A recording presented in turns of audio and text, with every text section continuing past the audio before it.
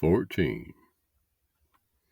And it came to pass, as he went into the house of one of the chief Pharisee to eat bread on the Sabbath, that they watched him. And behold, there was a certain man before him which had the dropsy. And YAHUSHA, answering, spoke unto the lawyers and the Pharisees, saying, Is it lawful to heal on the Sabbath?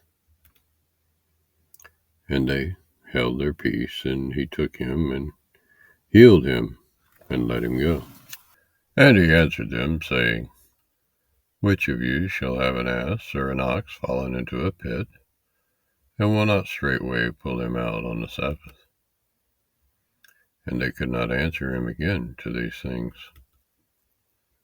And he put forth a parable to those which were bidden, when he marked how they chose out of the chief rooms, saying unto them, When you are bidden of any man to a wedding, sit not down in the highest room, lest a more honorable man than you be bidden of him. And he that bade you and him come and say to you, Give this man place, and you begin with shame to take the lowest room. But when you are bidden, go and sit down in the lowest room, that when he that bade you comes, he may say unto you, Friend, go up higher. Then shall you have worship in the presence of them that sit to eat with you.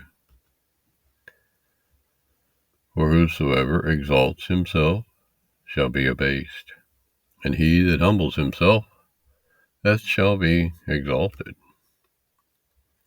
Then said he also to him that bade him, When you make a dinner or supper, call not your friends, nor your brethren, neither your kinsmen, nor your rich neighbors, lest they also bid you again, and a recompense be made to you. But when you make a feast, call the poor, the maimed, the lame, the blind, and you shall be blessed, for they cannot recompense you. For you shall be recompensed at the resurrection of the just. And when one of them that sat to eat with him heard these things, he said unto him, Blessed is he that shall eat bread in the kingdom of YAHUAH. Then said he unto him, A certain man made a great supper, and bade many, and sent his servant at supper time to say to them that were bidden, Come, for all things are ready. And they all, with one consent, began to make excuse. The first said unto him, I have bought a piece of ground, and I must needs go and see it. I pray you, have me excused. And another said, I have bought 5 yoke of oxen, and I go to prove them. I pray you, have me excused. And another said, I have married a woman, and therefore I cannot come. So that servant came and showed his master these things. Then the master of the house, being angry, said to his servant, Go out quickly into the streets and lanes of the city, and bring in hither the poor, and the maimed, and the halt, and the blind. And the servant said, Master, it is done as you have commanded, and yet there is room. And the Lord said unto the servant, Go out into the highways and the hedges, and compel them to come in, that my house may be filled. For I say unto you, that none of those men which were bidden shall taste of my supper. And there went great multitudes with him, and he turned and said unto them, If any man come to me, and hate not his father, and mother, and woman, and children, and brethren, and sisters, yea, and his own life also, he cannot be my Talmudee.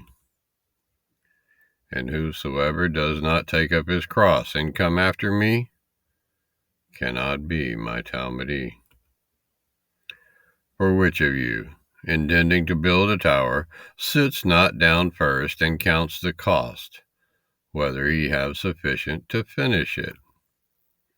Lest haply, after he has laid the foundation, and is not able to finish it, all that behold it begin to mock him, saying, This man began to build, and was not able to finish. Or what king, going to make war against another king, sits not down first and consults whether he be able with 10,000 to meet him that comes against him with 20,000? Or while the other is yet a great way off, he sends an ambassage and desires conditions of peace.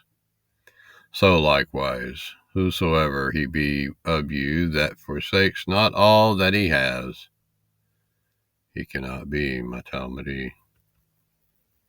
Salt is good, but if the salt have lost his savor, wherewith shall it be seasoned? It is neither fit for the land, nor yet for the dunghill, but men cast it out. He that has ears to hear, let him hear.